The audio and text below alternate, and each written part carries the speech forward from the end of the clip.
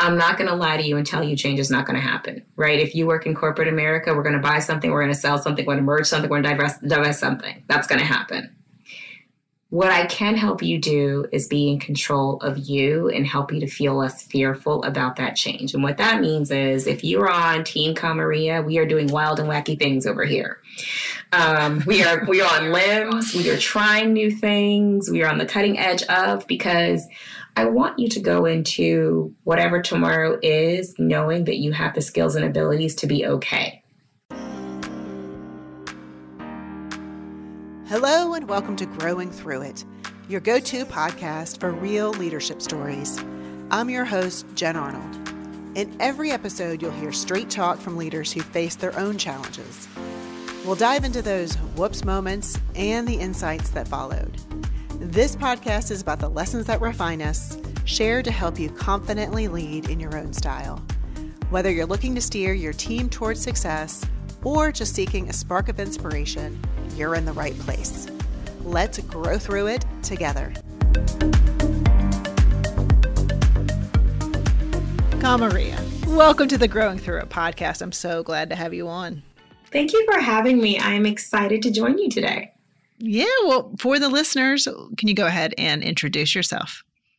Yes. So my name is Kamaria Scott. I am the founder of CEO of Enetic. That is a boutique consulting firm that helps organizations to ensure that they have leaders and managers who can lead engaged, healthy, and high-performing teams. I am an IO psychologist. I am an award-winning learning strategist, so I've developed some really cool development programs for people leaders. And I'm a coach who helps people leaders figure out how they navigate change and growth in their organizations. No, and change is what we're going to talk about. And before we go into your expertise, you've also been a leader in quite a few organizations.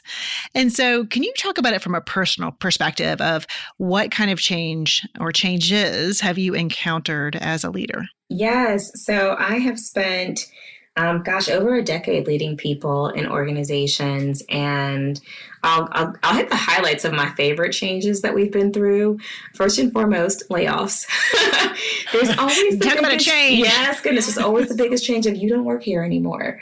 There's also the opposite of that. I've been with the organizations who have bought something else. So we've merged something, which works. We've done a ton of reorgs, but then some of the smaller ones that we think of internally where we've bought some piece of technology and we need to get everybody on board with using it, or we have some policies that we need to implement and we need to get everybody on board.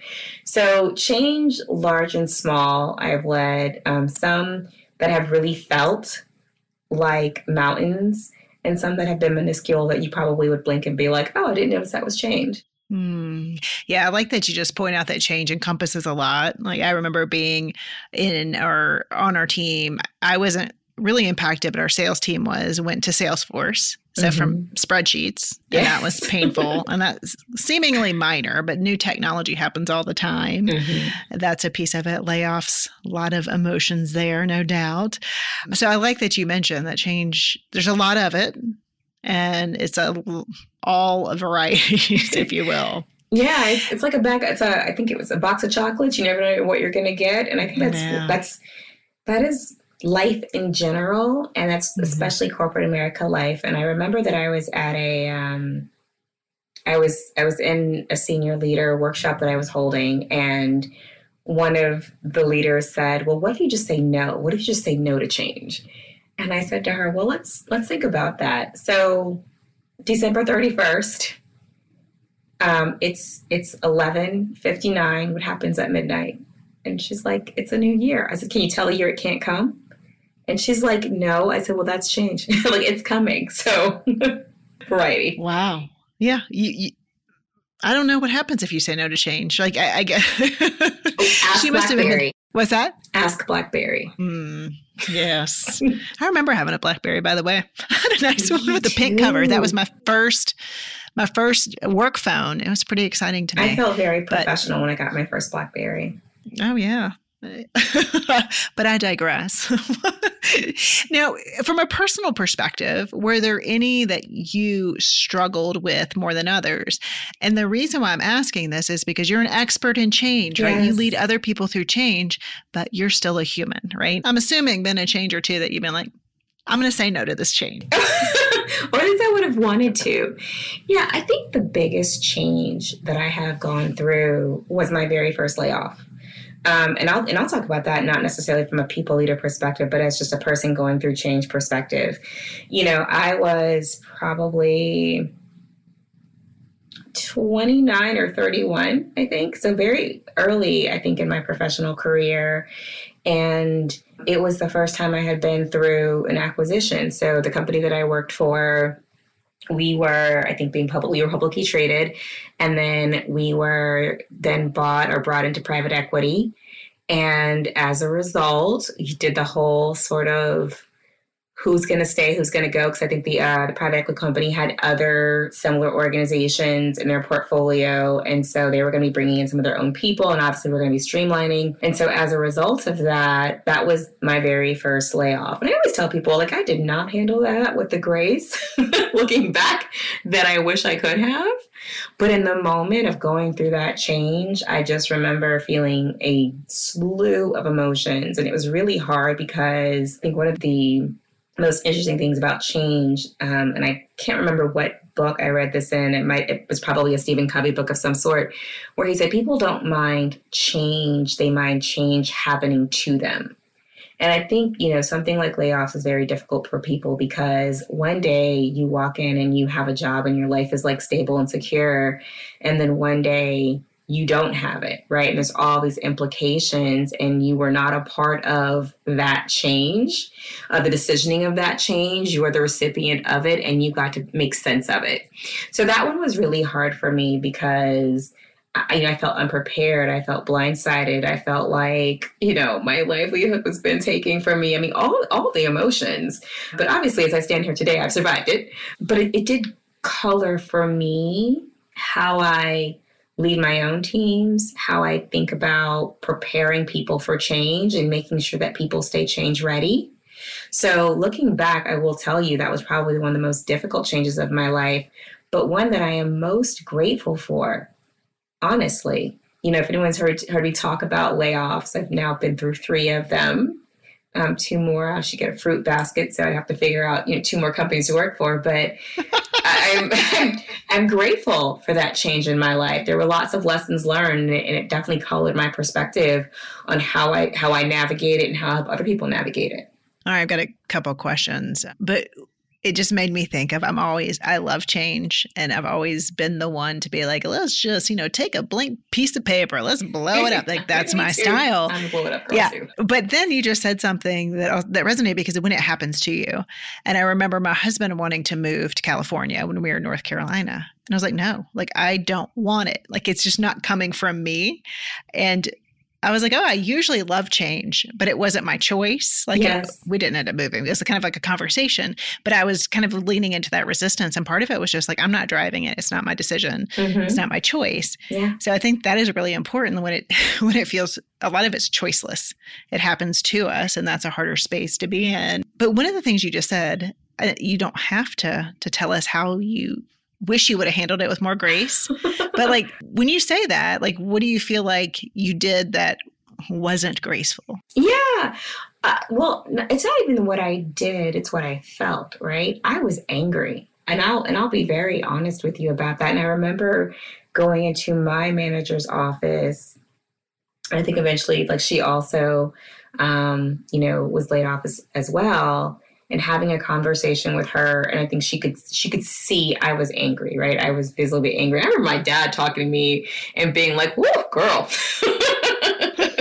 you are mad." And so, like, the emotions that I felt, right, like, is very real for me. And because, I mean, not only were you angry, but like, you're scared. I, was a single parent at the time. I had a child in a very expensive private school because he had some learning challenges that we were working through. And there was this range of emotions that I felt.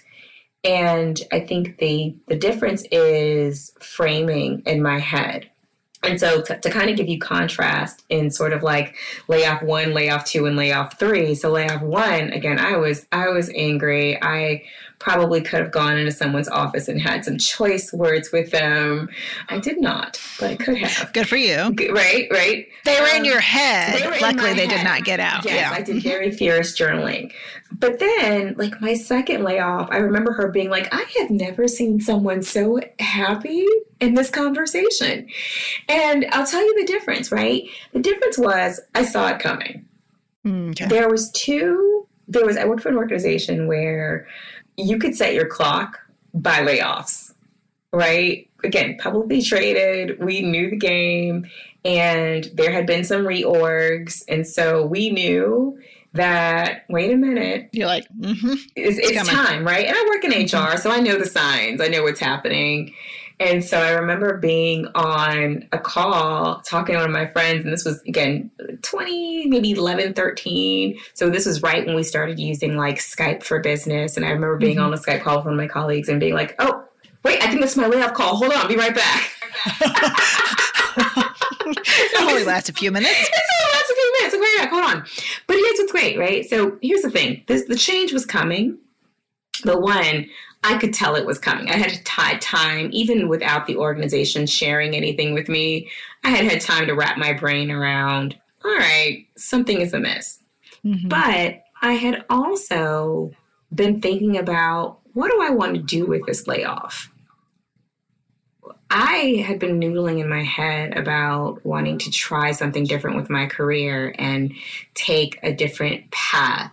And so that change represented a very deliberate pivot point. But at the time I was like, okay, the universe is opening a door. Let me go through it and figure out what's next. And so I felt more in control of what was happening because I felt like I wasn't blindsided. And I think the other part of what was different about that change, and I will say, I can't speak for all companies, but I can talk about my progression. Companies have gotten better about humanizing the layoff process and being realistic about what it takes for an organization, for an employee to land on their feet. So, you think one layoff, and I'll be super candid. I think they were like, here's 1 month of severance. Yes, your eyebrows went up, right? Yeah, sorry, it's not video. I'm giving you a look. Like, what? Right, and then the second one, they were like, here's 4 months of severance, and you don't have to be on COBRA. Anybody who's been on COBRA, you know what that means. And so, like, I felt more supported through that change. And so it was, I guess, maybe what I'd say is like a softer landing, but the real difference was me being in a position where I felt like I could be in control of myself during the change, and I had a different point of view and perspective about what that change meant to me. So in change 1, I was like, I'm losing all these things. In change 2, I'm like, ooh, I'm getting an opportunity. Mm-hmm. And then by the time reframe. Oh, absolutely. By the time my third layoff happened, listen, I had beat them to the punch. I was like, wait, parting gifts? This is great. You had your resignation notice like somewhere tucked away and they beat you to the punch, right? In a good way. This is wonderful. But all of those things really are the same change of leaving an organization to do something else. And they represent how, when handled differently with different perspectives, we just embrace them differently as we're embracing change. I'm so curious about this. I'm going to go, I know we're going to move on to like a broader change, but Sure. I have to ask this. So the change happened. You've explained it from your perspective, being laid off 3 times. I'm always curious of the people left behind. Mm-hmm. So it's change for them too, right? With Sure. probably, I'm assuming, some panic going, okay, what's next? Am I, like that fear of, is it coming for me next? How do you think organizations can handle that situation? Because it's change, it's unpleasant change, and there's still people that have to do their jobs and probably have to do the jobs of their coworkers. Oh, absolutely. Well. So I'll tell you, the 3 layoffs that I've been impacted by is not the totality of the layoffs I've been involved in.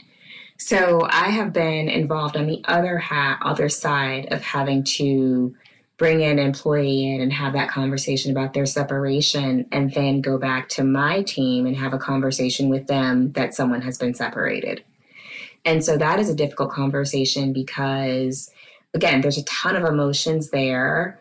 And first, you have to give them the opportunity to sort of grieve because they've lost a colleague, right? They've lost. And I think, especially with work, there are real friendships that we develop when we are working with people over time and on projects. We take a lot of painstaking effort to build cultures where people do feel like they're friends. And even though we don't use the word air quotes family, I can tell you that people have visited other people's homes, their children have met each other. So it feels very, very close to them to then have to say to someone, that person doesn't work here anymore.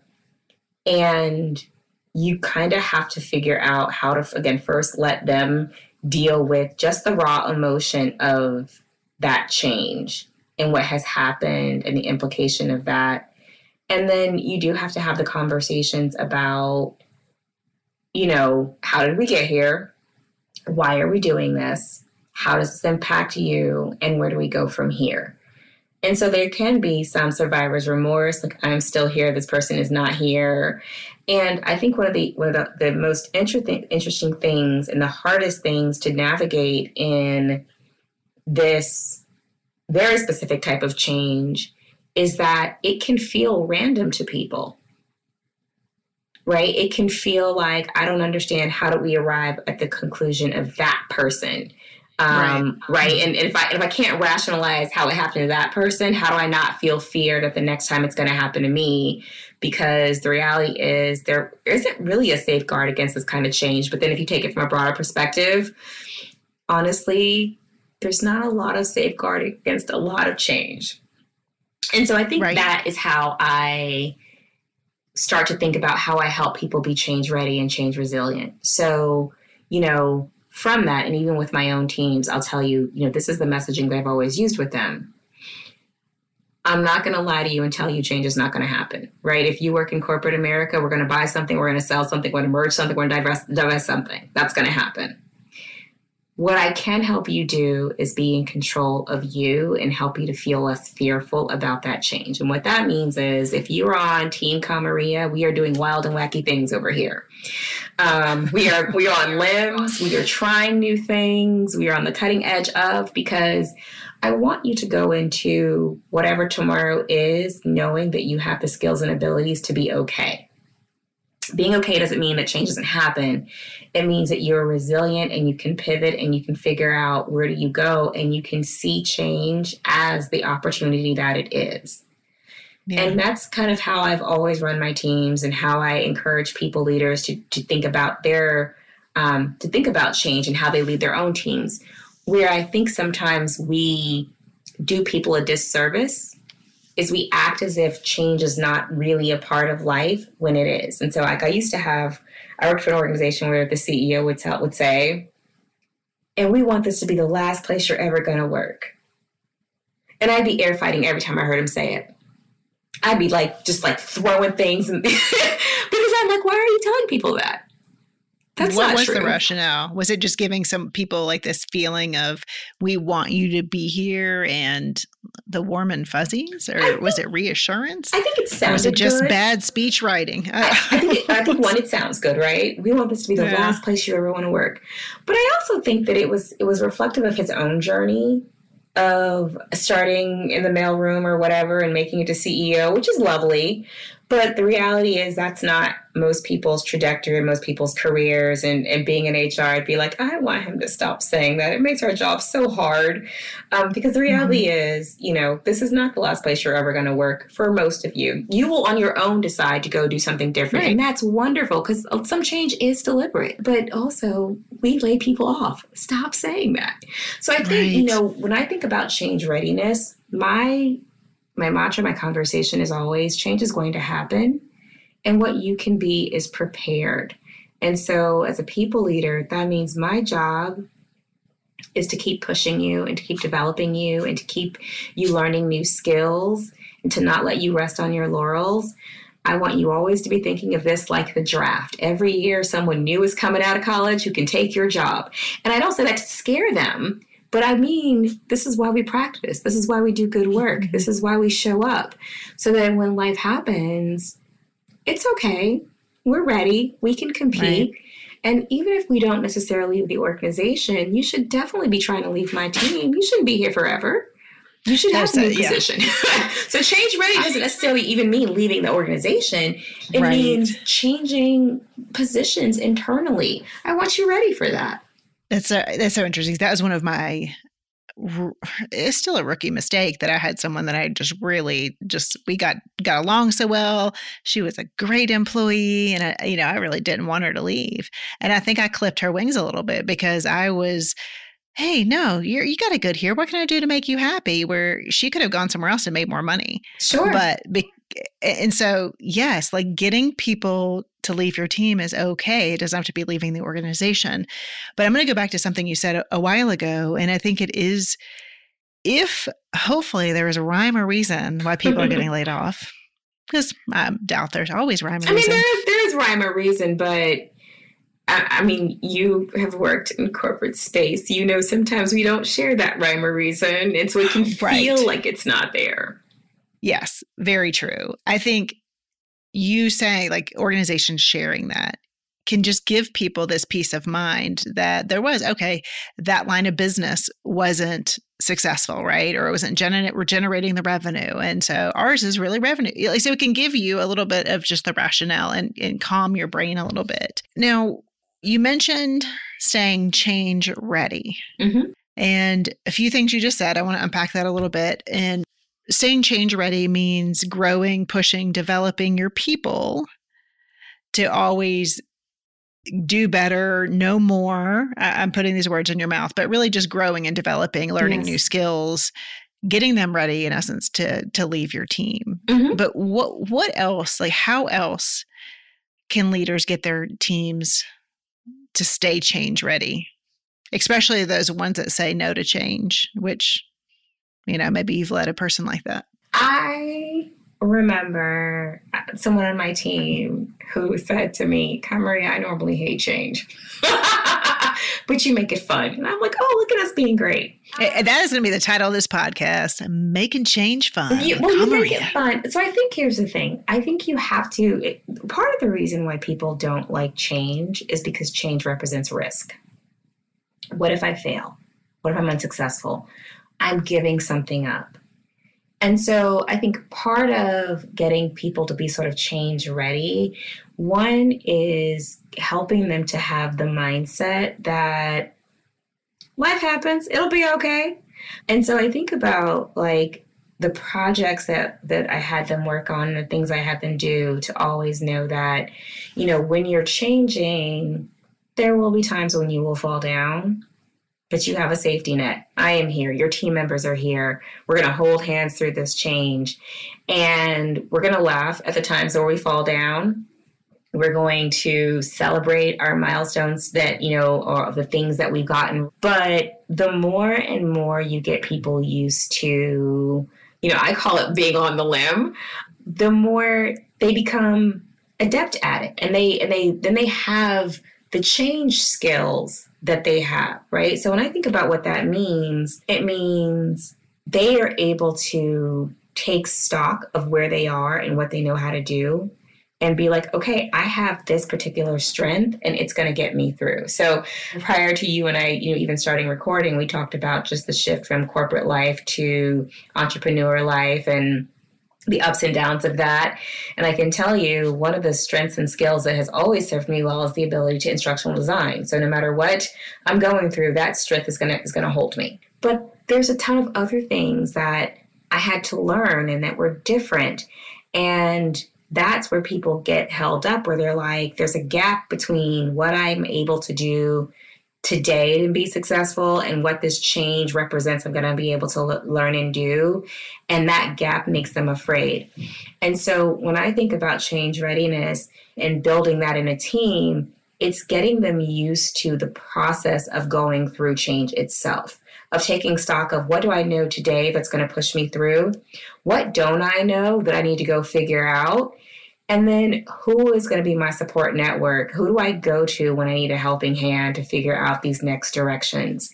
So learning to master themselves in change is really how I build resilience in them. And so if you think about, again, going back to my 3 layoff stories, the thing I could control in those was me.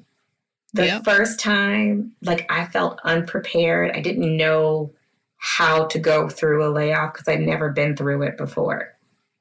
The second time I was like, oh, I got this. Right? I know this. I know this change. And I know how to go through the change. I know how to navigate the health insurance. I know how to blah, blah, blah. And so the more that we can get people acclimated with things changing, even little changes, the more they start to say, I've been in ambiguity before, and I know how to deal with ambiguity. I know how to now go out and find the resources. I know how to imagine what is my current state and imagine what is my future state and then figure out how to move toward it. And so if you think about, again, that sort of starting with that second layoff, I wasn't focused on the current state of the change. My focus shifted to the future state of where I wanted to go from that change. And so the extent that I can help my team start to think of those things, well, what else would you want to do? If you weren't doing this today, what would it look like? What are your strengths? How do you use them? What are things that you need to learn to feel comfortable? And that could be not just from a layoff perspective, but it's even changing projects, changing roles, changing assignments. The worst thing I think we can do for people is to allow them to get so comfortable in what they're doing that they then are afraid because they feel ill-equipped for what that change represents. And I think that's what I do see. And so I said to you, I feel like that layoff was a gift for me because I have been in organizations. I've seen people who have stayed in organizations for so long that they feel very fearful of change. And not even just the organization, their role for so long, they feel very fearful of change. So I think, getting people used to the idea of change is very, very important. So one thing I heard from you, Kamaria, was coaching people, right? The coach is coming out in you, right? Yeah. So ambiguity, I think it's just what you have to wade through in corporate America. Like that's just part of life, right? Yeah. So I want to get a little more tactical. So when you are, I'm imagining someone's on your team, they're on a stretch assignment or they're in a place that is ambiguous. Mm-hmm. So what I'm thinking and what I'm gathering from what you just said is instead of the leader figuring it out or saying, hey, let me help you with this, specifically, I'm going to do X, Y, and Z, it's more of, all right, well, who do you need to ask for that? It's more of asking coaching questions. Yes. Did I get that right? Yes, you did. So I think I did a Disrupt HR talk a few months back, and it was called, I think, something like Lessons in Relocation, Navigating Change from the Perspective of a Military Child. My father was in the military growing up. And there were things that were very consistent in my childhood in terms of like how we navigated change. Like first and foremost, we were going to move.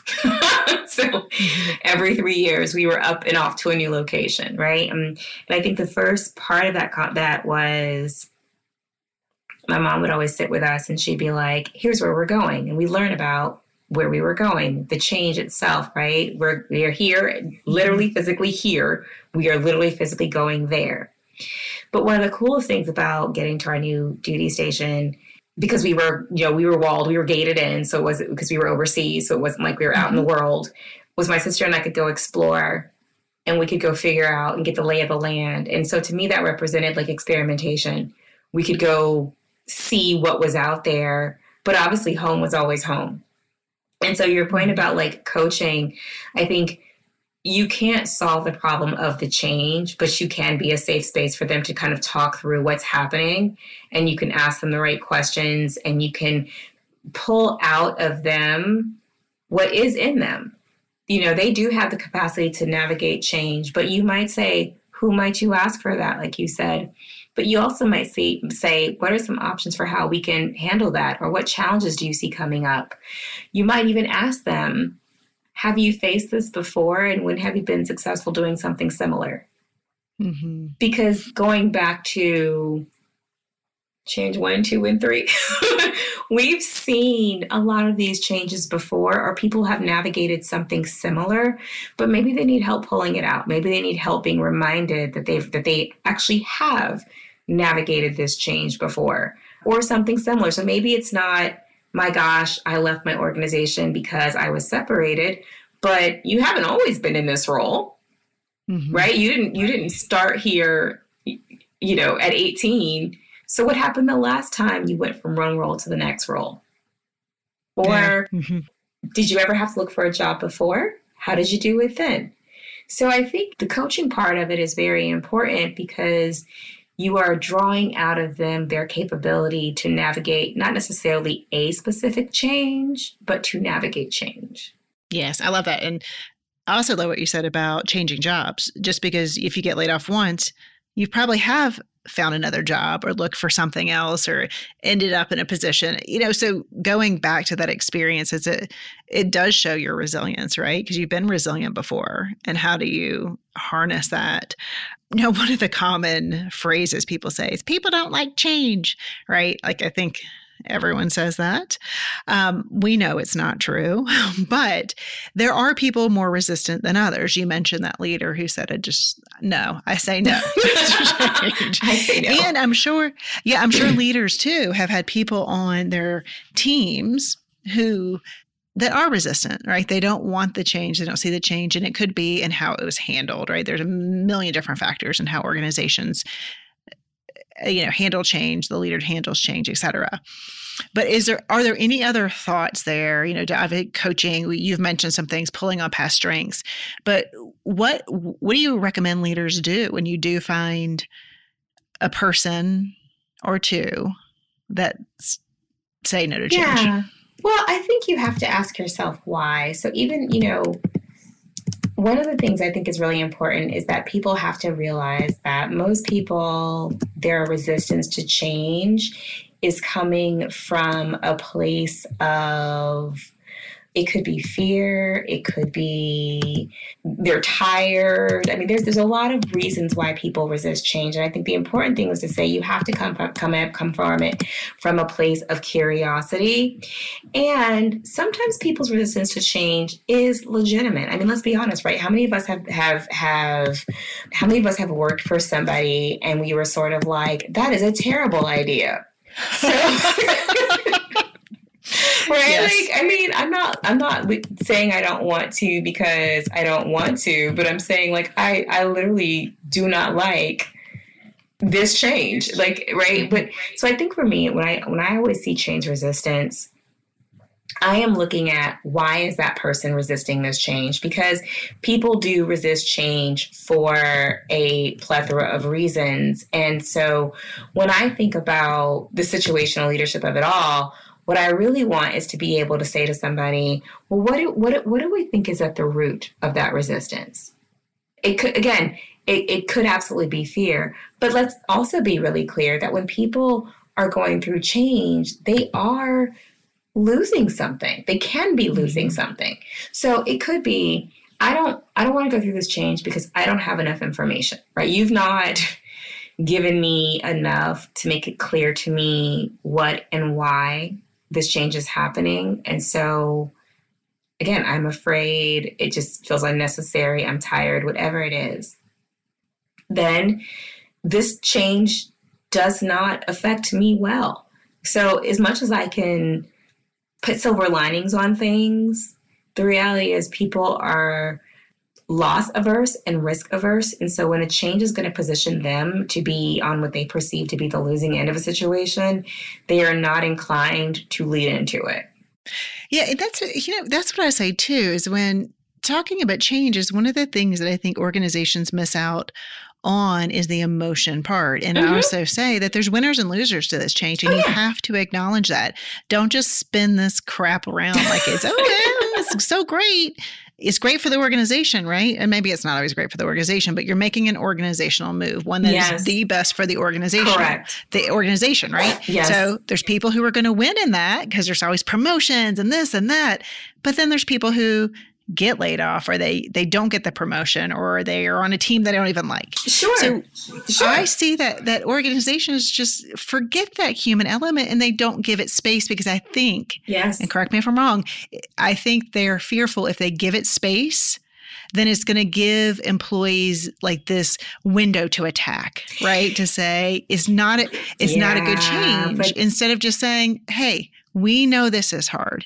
We know there are some people who are not benefiting for this change.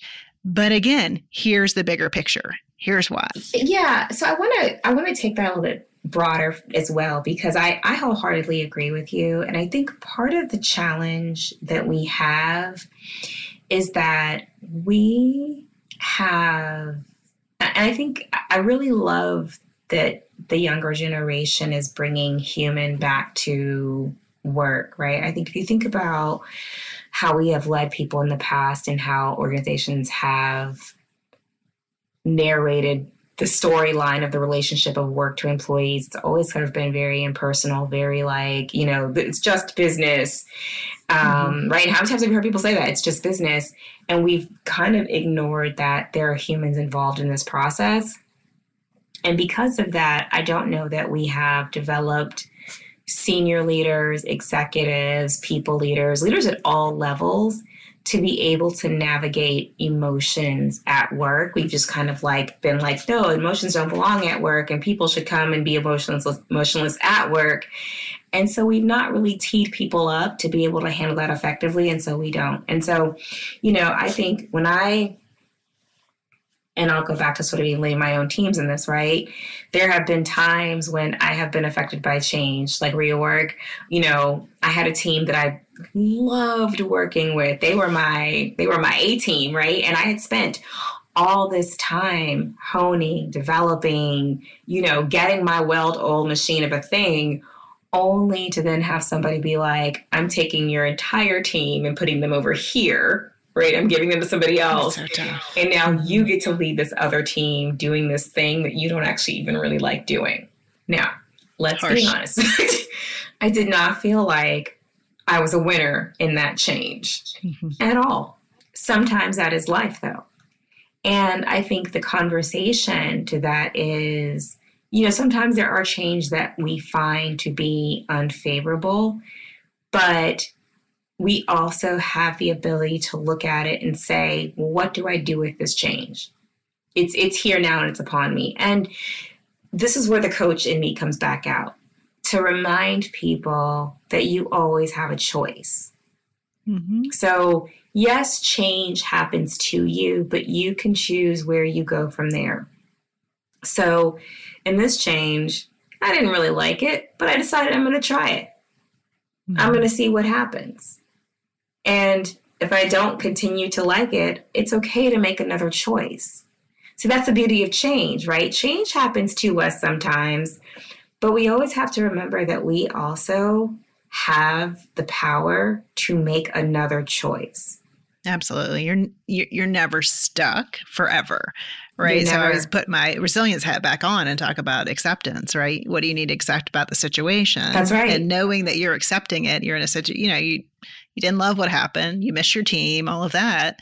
You can stay. You decided to stay and learn. You could have went and left somewhere else. You could have got another, but you have choices. You have choices. And one of those choices is just to sit in it. There you go. Right? Let the emotion die down and figure it out. You may not hate it as much as you think. That part. And so I think even when we talk about change resilience and navigating change, I always want people to know that you have a choice. And so again, going back to sort of, how I lead my teams and how I coach managers to lead their teams, I had someone come to my team and I said, what I want you to give me is 2 years of your time. And at the end of that 2 years, my commitment to you is that you can make whatever choice you want to for yourself, right? I'm preparing you for whatever choice you want to make. And I think that is the part of change when people are resilient and people are saying no to change. I think it's important to know that you're never saying no to change. You're saying yes to some change, right? you are saying yes. Right? Yeah. Mm-hmm. And so you have to just be cognizant of that and saying, okay, I'm saying yes to, and obviously I'm vulnerable using myself in this example. I'm saying yes to, you've changed my team, but I'm saying yes to staying here and figuring it out. But I also, in saying yes to that, got to go from, okay, maybe I lead a team that's all in North America, to now I'm leading my first global team. And there's challenge in that, and I find that interesting. And so what I got from that change was to be able to say, no, I've led a global team now. I know what it's like to lead, a team in India, the Philippines. And that experience was worth it to me. And it was valuable to me. So I always think that no experience lacks value, but you kind of have to be able to see past the emotion of the change, analyze both good and bad. What are you getting out of it? What are you giving up? And then decide, right? Do I stay in this space or do I leave? And bringing that back to, layoff number one, bringing it full circle, the choice I had to make was, do I stay in this space and dwell in what I'm feeling, or do I look for the next opportunity? But here's the wonderful thing about it. While I felt all kinds of emotions about the losing of the job and those things, the other side of that was I did not like the city I was living in, right? I really wanted to go back to a place that I had lived before, where I went to, I went to grad school and all my friends were, and I felt my roots were. And so the separation of them being like, surprise, you don't work here no more, it opened the door for me to choose to move to another city. And I never would have made that choice because I love that job so much. I never would have made that choice willingly. So that shove, that door closing, that thing happening to me still opened the door to another choice that I got to make. Do I stay here in this city and find another job? Or do I use this moment to go back and do what I really want to be doing some other place? So there's always choice involved in change. And that's one of the things that I try to coach and help people recognize. Yeah, I think that's one of the most important things. We need autonomy. And getting back to what we said earlier is like when it's happening to you and you feel as though you don't have a choice or you don't have anyone to reframe it to you, it can just feel like, life's being done to you. And that's never a good feeling. No. So, Kamaria, what advice would you give to managers? You've given a ton already. But if you had to say, all right, leaders, you're going to lead change. Like, it's life. That's part of your role as a leader is to lead change. There's no question. Do you have one piece of advice over and above everything else for them? Gosh, one piece of advice. Here's what I would say. You can't pour from an empty cup. And it's very hard to give people what you don't have for yourself. And so I think one of the best things a people leader can do is to get better at how they themselves personally navigate change. If you're not comfortable with it, if you find that your change resilience and your change readiness is low, you might struggle to lead other people through it. And so I'm always sort of like, know your team, know yourself, know your team. You have to know how other people go through change, but you also have to know how you go through change. Are you a fall on the floor tantrum kind of girl? I actually am. I fall on that floor, have that tantrum, but then I pick myself up, I brush myself off, and we go through that change. So I need that space. I need to, wrap my brain around it. But knowing how you go through change, knowing your own resilience helps you also have a bit of empathy. And it helps you relate to what other people are going through. So, I kind of sat here and gave you all the stories of major changes that I personally have been through. So I know the look of terror in somebody else's eyes. I know what that sense of loss can feel like. And so I can help them from a place of empathy, not necessarily saying that our changes are equal, but being able to say, I can understand what that must feel like. And so I'm going to try to coach you and help you where you get stuck. And I'm going to be human with you going through that change to help you get to the other side. And so just getting settled in yourself with how you've been through change, what it has meant for you, will make you a better leader and give you the ability to lead with empathy as other people are going through it. Yeah, that self-awareness is a huge piece. And if you don't have that, I mean, it's hard to have any emotional intelligence if you can't even be aware of your own emotions. That's a big, half of it. So knowing that, I think that's great advice. Yeah. Now, Kamaria, where can people find out more about you or connect with you? They can find me on LinkedIn. That's probably the easiest way. LinkedIn.com/Kamaria Scott. So that's the easiest way to find me. So please feel free to send a little LinkedIn message. You can find me at my website, Enetic, ENETICLPS.com. Same thing if you want to send me an email, it's Kamaria@EneticLPS.com. And then if you'd love to hear, musings of me and managers, you can also find me at managertomanager.com, where we simply talk through some of these things that people leaders go through and what they're leading their teams through. And I will link all of that up in the show notes. And Kamaria, thank you so much for bringing this expertise that you have and that you give to organizations and leaders. I really appreciate your time. It's been wonderful. Thank you for having me.